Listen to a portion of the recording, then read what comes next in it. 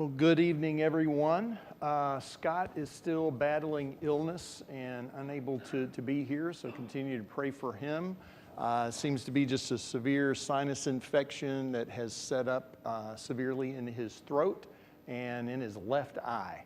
And so he's an uncomfortable young man. So we hope he'll be over this. He had plans to be involved in a demand project seminar with Holly Parker this weekend, and so he's hopeful he can still make that. But grateful to see you in this new year. But it's been 3 weeks. Hopefully you've been continuing to read in 1 Samuel, but it's been 3 weeks since, as a group, you've talked about this book, because there was Wednesday, December the 25th, and then there was Wednesday, January the 1st, and we're a week after that now. So I had not been in the afternoon class, nor had I been in this Wednesday evening class. So when I found out yesterday that he needed the class covered, I thought, well, I better catch up with where you guys have been. So if you will forgive me and indulge me in a bit of brief review of the first 12 chapters, just kind of to remind us where we've been, and just reading through that, some things that jumped out at me. Some for the first time, some in a new way. But from chapter 1, just a sad reminder of how cruel humans can be to humans. As I was rereading about, I've always called her Penina. Harper's Bible Pronunciation Guide suggests that I call her Penina. But one of Elkanah's wives, who was blessed with children, sons and daughters, she was blessed. It was a situation to be joyful in, to be grateful to God for. Why she chose to be so hard towards and so obstinate toward Hannah. She harassed her, she tormented her, she provoked her, she bullied her, traumatized her emotionally to the point where she just cries. She just weeps. People will do that to you. And she won't eat. And so it's just a pitiable situation, really unfortunate. And this isn't with this, I know it's a non-traditional nuclear family structure as we consider it, this man with 2 wives, but still this is within a family, this is within a household, and totally unnecessary that she be that way, just cruel for no reason at all.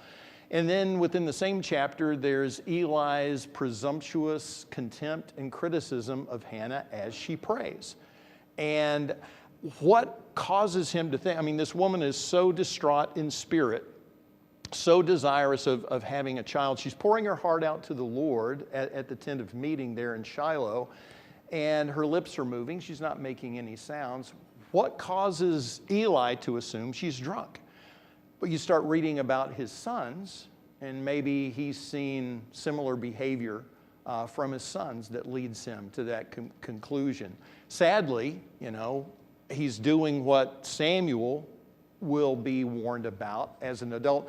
We're going to review some of the sad things in 1 Samuel. Scott's going to get to lead you into David next week, because for tonight was supposed to be chapters 13 through 15. Chapter 16 is where Samuel goes to Bethlehem, to Jesse's house, to anoint one of his sons.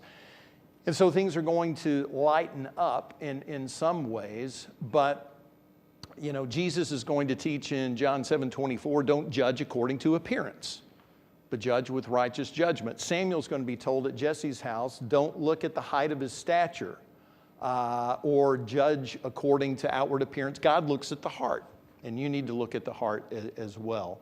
And so Eli was far too preemptive, far too critical in his judgment of Hannah. When she is blessed with that son, she names him Shmuel. She names him Samuel in English. Shmuel sounds like the Hebrew word for heard by God, heard by the Lord, and that's what she says, because I asked the Lord for him, and I have been heard. God blessed me with this child. And then in chapter 2, there's that beautiful prayer from Hannah. And I don't know if you guys covered this with Scott or not, but having just recently been through the birth narratives in Matthew and Luke last month, there's so many similarities between Hannah's prayer in 1 Samuel 2 and Mary's song of praise, the Magnificat, or Magnificat, we sometimes call it, in Luke chapter 1. And both are expressions of praise and glory to God, of rejoicing in God. And there are themes, both within Hannah's prayer and Mary's song, of God's deliverance and redemption of the oppressed and God's judgment against oppressors. It's almost like that old maxim that, preachers used to talk about. It was their job to comfort the afflicted and afflict the comfortable. And that's what God seems to be doing in His judgment. He wants to comfort people who are being afflicted, like Hannah had been afflicted, and He wants to afflict the comfortable, those who have been imposing that affliction on other people. So there's also the theme of God's provision for the poor and needy. So just go back and read Hannah's prayer and then flip to Luke 1 and read Mary's song, and some of the same things are repeated. There's also that similarity between Mary's response to Gabriel in Luke 1:38, I am the Lord's servant, may your word to me be fulfilled, basically saying, I can't wrap my brain around what you've just told me, but I serve Yahweh, I serve the Lord, and whatever He needs me for, however He wants to use me, I'm His servant, and let it be fulfilled. It's almost like, it's very similar to what young Samuel says there outside near the tent of meeting, actually very near the Ark of the Covenant, when he finally figures out that it's the Lord's voice, not Eli's voice, that's calling him. And he says, speak, Lord, your servant is listening. Basically, that same attitude, even as a young boy. In the 3 o'clock class, at the end, we started talking about how old was Samuel? And so we took all kinds of numbers. And I said, you're all right, because we don't know. I know how old he looks in the Bible class material when he's there in his little linen ephod saying, speak, Lord, your servant is listening. He looks about 7 or 8 to me, but I don't know. But it's that same attitude. Even at that early age, I'm your servant. You tell me what to do, and I'll do it. That was his attitude. And then, if reading through the text, it struck me this time that after Samuel is weaned and he is presented before the Lord and he is sort of adopted into this priestly family headed by Eli, and they're from the tribe of Ephraim. If you read 1 Samuel 1, Elkanah is an Ephraimite. So they're not connected to the priesthood at all, but Samuel's raised like a priest in Eli's household. But after Samuel is presented before the Lord, Hannah and Elkanah, she's blessed with 3 additional sons and 2 additional daughters. Mary, after bringing the Lord's anointed into the world, is blessed with 4 additional sons and 2 plus daughters. At least 2, maybe more daughters. And so there was just that similarity as well. And then we get that picture of this evil, degenerate priesthood in the form of Eli's sons, Hophni and Phinehas. The NIV softens it a little bit in saying that they had no regard for the Lord. That's an understatement. Literally in the text is, they did not know the Lord. What's their job? What's their function? They're priests. They're the people's representatives. They're supposed to be modeling what God revealed in the law before the people. And their example, but what they possessed was a religion rather than a relationship. This is what it looks like when you have a religion and not a relationship. They knew the sacrificial system. They knew how to abuse the sacrificial system, but they didn't know the God of the law. They may have known some of the law of God, but they didn't know the God of the law. And so they are abusive in regard to the sacrifices. They preemptively take the choice portions of the sacrifices. There were portions allotted for the priests, but after the fat had been burned, they send their servants in with a 3-pronged fork even before that. They abuse their power and their position. They threaten people with violence if they don't comply. We're also told that they sleep with the women who served at the tent of meeting, and there's nothing in that description that suggests that those relationships were consensual.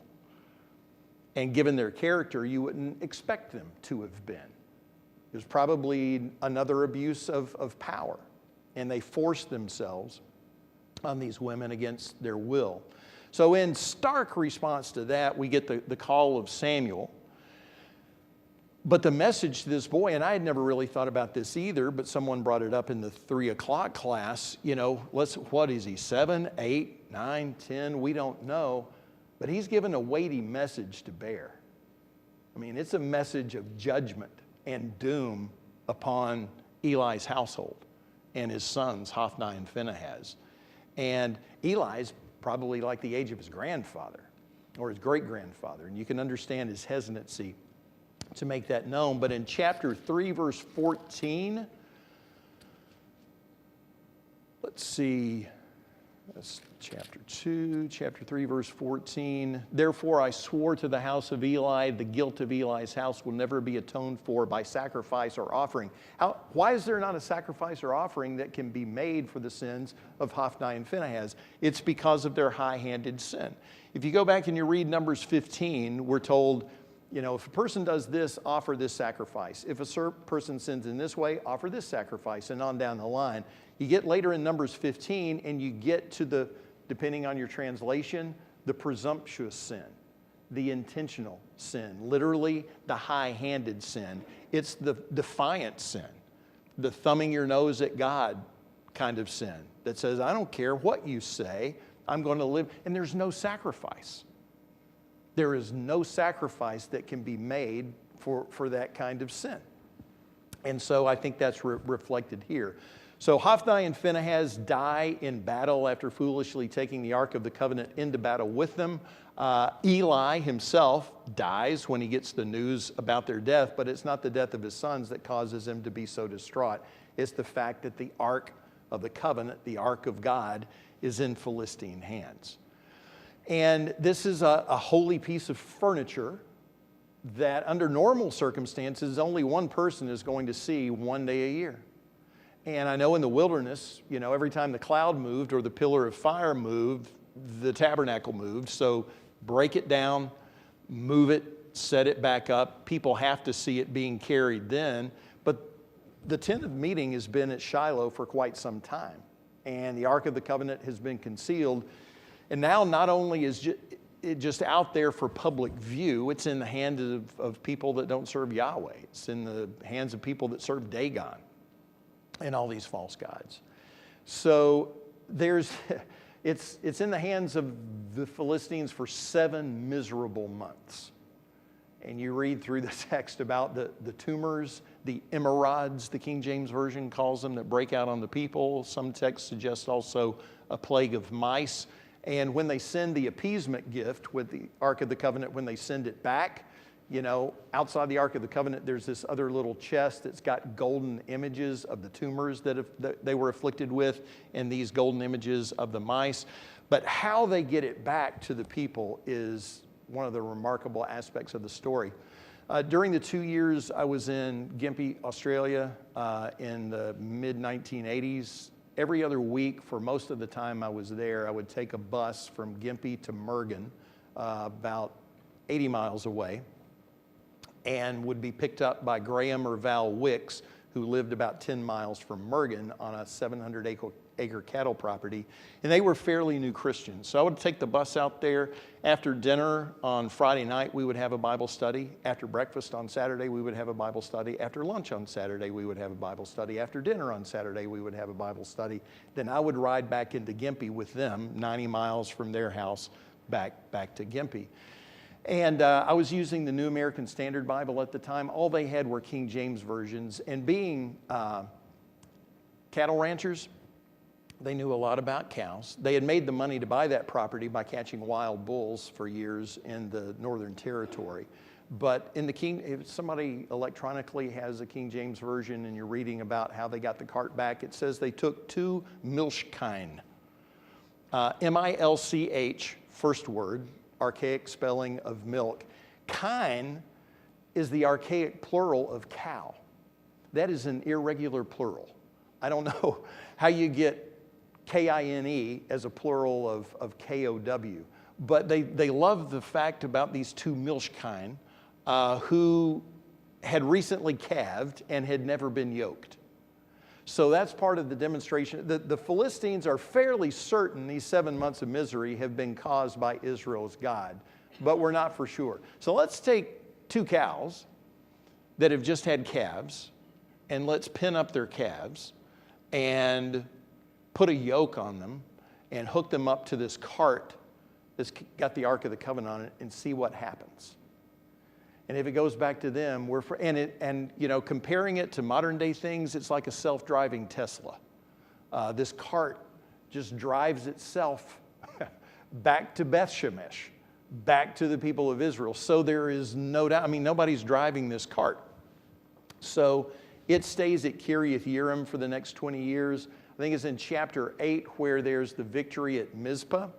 And Samuel Samuel plays all these roles. He's a judge, he's a prophet, he's also a priest, not by tribe, not by anointing according to the law per se, but he was raised in a priest family. And so, in contrast to Saul that we're going to see, who's always wanting to dish out blame and deflect responsibility and plead extenuating circumstances and take credit for himself, others beautifully want to give credit to God. So because that victory, Samuel knows it's by God's hand. And so that Ebenezer stone is raised, the stone of help, because he says, thus far, the Lord has helped us. We sing that line as, hither by thy help I've come. That's why I raise my Ebenezer, because hither, by God's help, I've come. I am here because of God's help. The little community that no longer exists in Marshall County, Tennessee, where my Pyles family forebears came over the Appalachian Mountains from North Carolina 200 years ago in 1820. The little community was named Ebenezer. And I don't know why it's not written down, why it was called Ebenezer, but I can only guess why it was called Ebenezer. They had made it over the mountains and had survived who knows what in that journey from what was then Orange County, North Carolina, to what would become Marshall County, Tennessee. They wanted to honor God and named that community that, and that's why Samuel names the stone that. Joel and Abijah, sadly, Samuel's sons, don't turn out any better than Eli's sons had been. They were guilty of taking dishonest gain, taking bribes, perverting justice. And so that's why the call comes out. This is the next generation of abysmal leadership.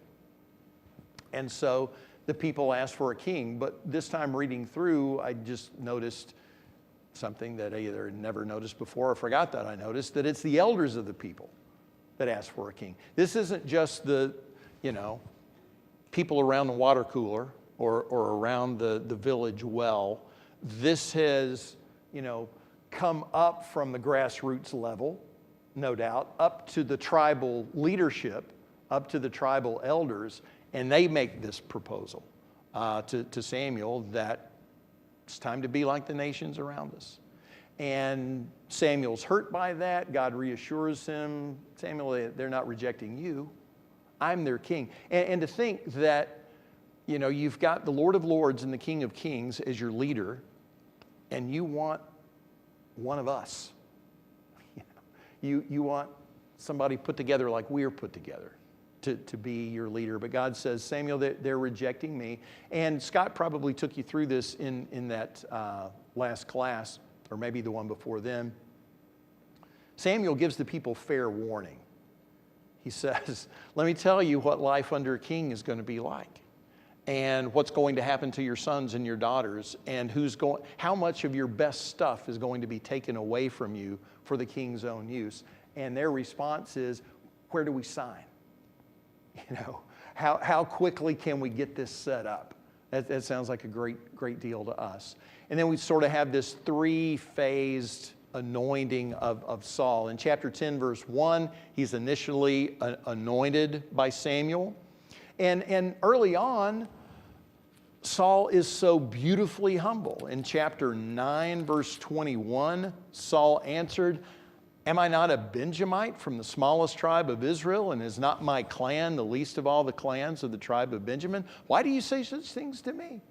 Why am I in this conversation about a king?" And so initially, there's that spirit of humility, and the Spirit of the Lord comes on him, and the text says God changed his heart. And he prophesied, and his prophecy was as real, as genuine, as bona fide as any other prophet's prophecies had ever been. But he's still in control of his own will and still in control of his own actions. Later in chapter 10, verses 17 through 25, he is coronated at Mizpah, and that's where the people say, "Long live the king." Everybody's sort of buying into this. And then in chapter 11, on that instance, that's when he won't even make a public appearance. You know, it's time to receive the new king, and he's so bashful, he's so shy, hopefully humble, that he's hiding, the King James Version says, amongst the stuff. I think other translations say the baggage, the other things that were there. He didn't even want to come out before the people. But then chapter 11, verses 12 through 24, he's confirmed as king at Gibeah. And then chapter 12, the last chapter that you would have covered 3 weeks ago, is Samuel's farewell message. And Samuel just wants the record straight. You know, I didn't abuse you, did I? I didn't wrong you. I didn't misuse my position of leadership. And but he urges them, you know, to follow the Lord. Verse 12 of 1 Samuel 12, "When you saw that Nahash, king of the Ammonites, was moving against you, you said to me, 'No, we want a king to rule over us, even though the Lord your God was your king.' Now here's the king you've chosen." There was no voting that went on. God actually says, "I want you to anoint Saul, son of Kish." But you wanted a king, you got a king. But verse 14, "If you fear the Lord and serve and obey him and do not rebel against his commands, and if both you and the king who reigns over you follow the Lord your God, good." So we can't run this back. We can't uncrown the king. You've got him. But just serve God. Don't worry about following the king. Follow God. And if you follow God and the king follows God, everything's going to be great. If not, things will not go so well. So that brings us to chapter 13. And what was assigned for tonight was chapters 13 through 15. And Scott was so prepared for this class. I mean, I hate that he's sick for more than one reason. I hate that he's sick because I hate that he's sick. I hate that he's sick also because he was uberly prepared for this class. He sent me 11 pages of his notes. And Scott wonderfully, you know, has so much material, you know, and it's always a challenge to get through it all. And if you look at chapter 13, verse 1, this is the NIV. "Saul was 30 years old when he became king, and he reigned over Israel 42 years. But I've got little footnote indications by both of those numbers. What the footnote says is that the Hebrew text, the Masoretic text, the Masoretes were Jewish scholars who lived in the Middle Ages who were responsible for most of the Hebrew copies of what we call the Old Testament. And the Masoretic text does not contain those numbers. It looks like the text is corrupted. They're just not there. Late Greek translations inserted the numbers. Apparently, you know, they just, in early transmission, they got removed. And the later pattern with kings, especially Davidic kings within Judah, is to say, this guy was this old when he became king, and he was king this many years. And so some quasi-well-intentioned person, you know, way down the line, decides to go back and insert some numbers. And Scott, in his notes, provides like 12 different translations of what they do with that. Anything recently, regardless of how they translate it, it's going to have footnotes all over it. You got to go down and read. One that he didn't have in those notes, though, but that I found interesting, was the Revised Standard Version. I think the RSV was translated in this country in the 1950s. And And it reads, Saul was ... years old when he began to reign, and he reigned ... and 2 years over Israel, which is just so honest. You know, they just decide, we're not even going to try. We're just going to reflect what's there. And so one of the commentaries that I have on 1 Samuel, written by Ronald Youngblood, he writes in his commentary on that verse, he says, the RSV rendering of verse 1 might be the most courageous translation of a biblical verse ever made. You know, so kudos to them for not just picking numbers and going with them. They just leave it blank because it really doesn't affect the text. And it's hard to reconcile 30 years old because we're going to immediately learn that Jonathan was one of his military commanders. You've got to be at least 20 years old to be a military commander. Is it biologically possible to be 30 years old and have a 20-year-old son? Possible, but not likely, you know. Rarely would that be the case. So it really doesn't impinge upon what follows, which is, even though Saul had freed the people of Jabesh Gilead with 330,000 soldiers, everybody's been sent home, and he keeps this standing force of 3,000. 2,000 are with him, 1,000 are with Jonathan, but then things heat up because the Philistines once again stop moving them. After the 7 months of tumors and, you know, rat-induced plague, the Philistines sort of left them alone for a while. But now they come against them. The NIV says in chapter 13, verse 5, with 3,000 chariots. You may have a translation that says 30,000 chariots, or that in a footnote. There are 6,000 charioteers. It makes more sense that there are 6,000 charioteers in 3,000 chariots than in 30,000. So, you know, 2 charioteers. But remember those numbers. He's only got a standing army of 3,000.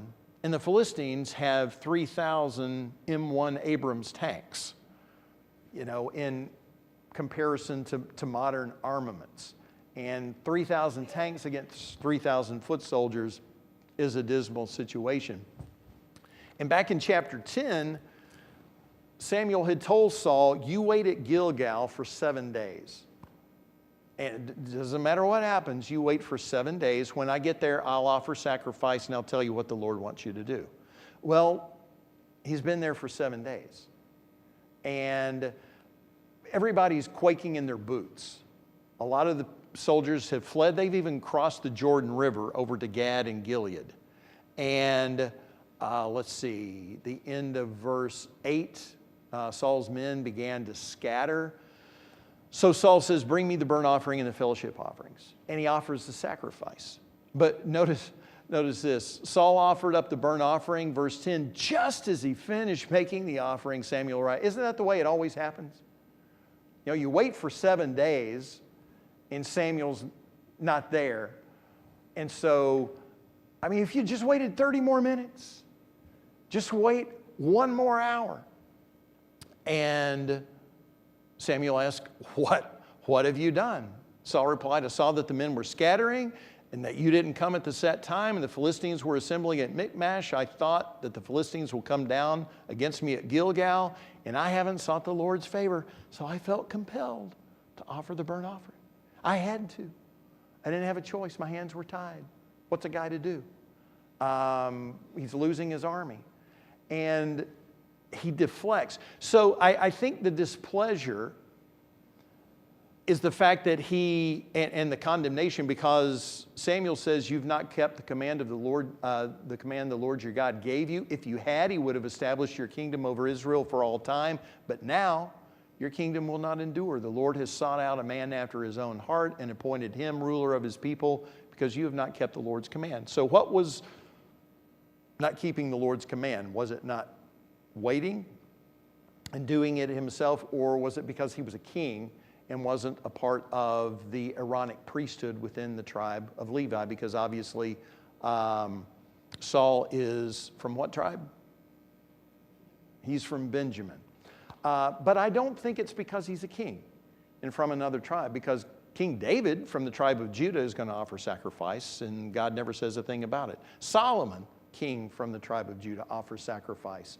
God never says anything about it. Samuel, who was raised as a priest, is an Ephraimite, and he offers sacrifice. So I don't think it's that as the king he shouldn't have. It's because he was told to wait, and he didn't. It's hard to wait. But waiting is a demonstration of faith, and faith means trust. Trusting even when all the signs are pointing against it, and that you shouldn't wait. And militarily, everything was saying sacrifice, seek the Lord's, inquire of the Lord, seek the Lord's blessing. But the direct word from the Lord was no. So this early in his reign, Saul is already declared obsolete. God's going to still use him. We'll read a little later about all the nations that were defeated under Saul's leadership. So God's not finished with him, but there's not going to be a line from him. There's not going to be a dynasty. His successor is already in the mind of God, and then his force dwindles to 600. The latter part of chapter 13 is just telling us about, why there weren't any blacksmiths in Israel. It's because when the Philistines were in charge, they had made sure they didn't have any, and that they were dependent on Philistine blacksmiths to sharpen their farming implements. And so that way you couldn't sharpen spears, you couldn't sharpen swords. We're told the prices, I don't know how those translate to modern times. I do know that BA Lawn and Garden charges $10 to sharpen your mower blade. And times like that, I think, I wish I had the tools that I could sharpen my own mower blade. But $10 will get it done, just advertising for them if you need it done at BA Lawn and Garden. But that's what they had to do with their farming implements. And Saul and Jonathan are the only two that have a sword or a spear. And they've got 600 men with them. It's a poorly equipped army. So so Saul is there with the 600, and Jonathan decides, I'm not waiting till the Philistines attack. I'm taking the battle to them. He scales up, crawls up with his hands and feet, verse 13, with his armor bearer to this Philistine outpost. This is also verse 13. The Philistines fell before Jonathan, and his armor bearer followed and killed behind him. In that first attack, Jonathan and his armor bearer killed some 20 men in an area of about half an acre. And that brings hope. Not just the killing of 20 Philistines, but the fact that God throws in an earthquake and then induces a people-wide panic attack among the Philistines. It's like everybody is stricken with a panic attack at the same time. They begin thinking, the guy to my left, the guy to my right, that's the enemy. So they start killing one another. Then, and only then, does Saul decide, I think maybe we should go into battle. But verse 23 makes it plain. So on that day, the Lord saved Israel, and the battle moved on beyond Bethaven. Saul isn't willing to acknowledge what David will freely acknowledge, and that is that the battle belongs to the Lord. It's not this sling, it's not this staff that's going to kill you. The Lord will defeat you. Scott will get you into that next week. And then Saul just, again, he foolishly thinks that he's calling the shots. Verse 24, now the Israelites were in distress that day because Saul had bound the people under an oath, saying, cursed be anyone who eats food before evening comes, before I have avenged myself on my enemies. Who's seeking the glory here? Who thinks he's the cause of all this? It's Saul. So he just makes this injunction against eating. Guess who's not there to hear it? The guy who is actually out there killing Philistines. His son Jonathan. So when his hungry son Jonathan comes across the honey on the ground, staff goes into it, eats it, immediately his eyes brighten up. But then there's no fault in Jonathan defying this foolish order of his egotistical father. But there is a problem when the people start in a non-kosher way butchering the animals that they are taking as spoil. The cows and the sheep and the lambs and the calves, they're eating them with the blood in it. That comes to Saul's notice. Saul builds an altar. According to verse 35, then Saul built an altar to the Lord. It was the first time he had done this. So he's initiating worship, which seems to have been okay for him to do. But when he inquires of the Lord, there's no answer. and that's unusual. And so through the use of the Urim and the Thummim, those features in the breastplate of the high priest that, we don't know a lot about them and how they function. There's only really 3 passages in the Old Testament that give any kind of description of them. The Hebrew words mean light and truth, or light and perfection. And in Latin, that gets put on a lot of old, I think Yale has got that in Latin on their seal, light and truth. But it's a translation of Urim and Thummim. But through the use of the Urim and the Thummim, it's determined that it's not the people who are at fault. It's either Saul or Jonathan, and lots are cast between them. And it comes out Jonathan, and he says, "Tell me what you've done." And Jonathan said, "I tasted a little honey with the end of my staff, and now I have to die." And his father is so arrogant and so self-willed and headstrong, can't admit, why would I make a restriction like that and hold you accountable when you weren't even there? He's going to kill his son. All that beautiful relationship between Jonathan and David that comes later wouldn't have happened had it not been for Saul's own men who said, "Your son's not dying today." They basically forbid him to kill his son, but Saul would have done it. But notice verse 47, after Saul had assumed rule over Israel, he fought against their enemies on every side. Notice the people that God still used him to defeat. Moab, the Ammonites, Edom, the kings of Zobah, and the Philistines. Wherever he turned, he inflicted punishment on them. He fought valiantly and defeated the Amalekites, delivering Israel from the hands of those who had plundered them. Then we're given a little family information about his sons and daughters, his wife, Ahinoam. But also we learn through that little description of some family members that Abner, his military commander, is his first cousin. Their dads were brothers. But then chapter 15, and we'll cover this quickly, and this is just another failure. He's already been told the kingdom's going to be taken away from him. He's given this mission to utterly destroy the Amalekites, and there's just no way this can keep from hitting us as being extreme, because it is divinely sanctioned genocide. Men, women, children, animals, not a living thing is to be left. And I think we struggle with that. But and this is where that faith and trust come in. We have to trust that God in his holiness and his righteousness and his justice demanded this. And it was a long time coming. It's 400 years in the making, because this was punishment for what the Amalekites had done to the Israelites when they came out of Egypt. And the last few words of Deuteronomy chapter 25, verse 17, "Remember what the Amalekites did to you along the way when you came out of Egypt."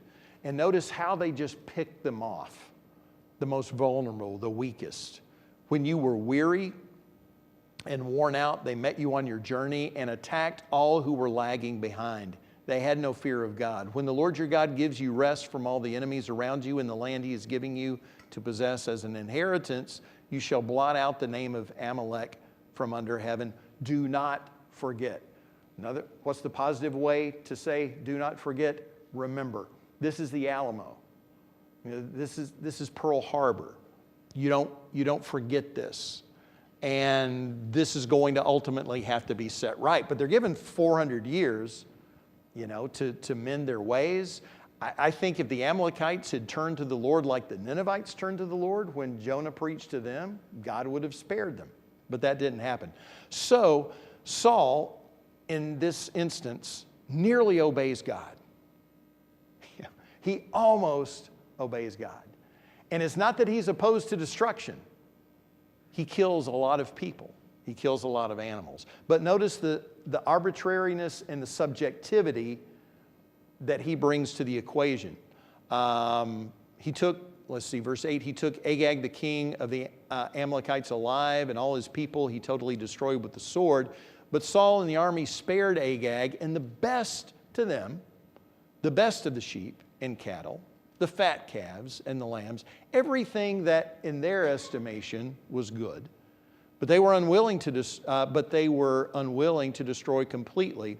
These they were unwilling to destroy completely.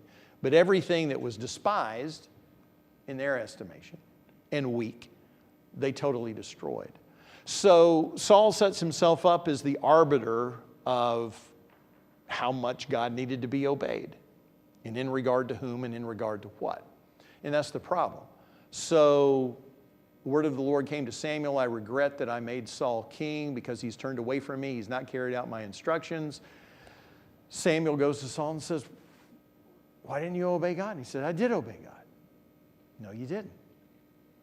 And, partial compliance is not obedience. But I did obey the Lord, Saul said. I went on the mission the Lord assigned me.